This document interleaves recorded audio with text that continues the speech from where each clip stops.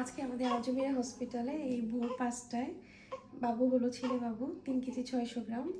এই বাবুটার মা হচ্ছে গত মাসে জানুয়ারি 9 তারিখে এসেছিল। তখন ওনার ব্যথা হচ্ছিল, ফলস পেইন ছিল। আর ওনার এর আগেও নর্মাল ডেলিভারি দুইটা। তখন আসলে খুব কান্নাকাটি সিচুয়েশন ছিল ওনাদের, কারণ বাচ্চা তো ম্যাচিউর ছিল না। 1 মাস আগে তো বাচ্চা প্রি ম্যাচিউর ছিল। তো যাই হোক, তখন অনেক উনিও, ওনার হাজব্যান্ডও অনেক ভালো, দেশের বাইরে থাকে। ওনার হাজব্যান্ডও বলে দিয়েছিল, আমি বললাম যে এনআইসিউ যেখানে আছে সেখানে নিয়ে যান যদি বাবু হয়ে যায়। তো যাই হোক, আল্লাহর রহমতে, মানে এটা আসলে আল্লাহর অশেষ রহমত, তখন 2 ফিঙ্গার খোলা ছিল। তো তারপর ওনার পেইন অফ হয়ে যায়। 1 মাস প্রায় পার হয়ে আজকে বাবু হলো আল্লাহর রহমতে। তো এখন তো ফেব্রুয়ারি মাস চলতেছে। তো যাই হোক, বাবু কিন্তু ভালো আছে, 3 কেজি 600 গ্রাম হয়ে গেছে। আর তখন কিন্তু বাচ্চা অনেক ছোট ছিল এবং ম্যাচুরিটি ছিল না। এখন তো একদম ফুল ম্যাচিউর হয়ে বাবু হলো। এটাকে আসলে আল্লাহর রহমত বলে, কারণ তখন কিন্তু 4 সেন্টিমিটার খোলা ছিল। তারপরেও কিন্তু সেই ব্যথাটার পরে উঠিনি।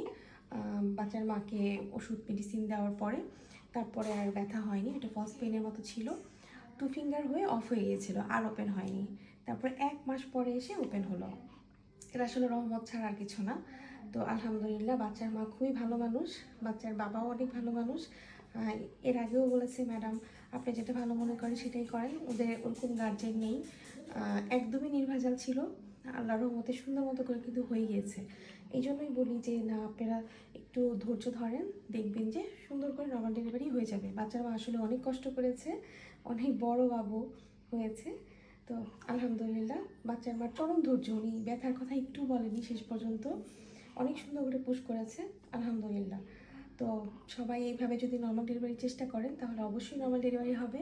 আল্লাহ রহমত করবে। আসলে আল্লাহর উপরে বিশ্বাস থাকতে হয়, বিশ্বাস থাকলে সব কিছুই সম্ভব।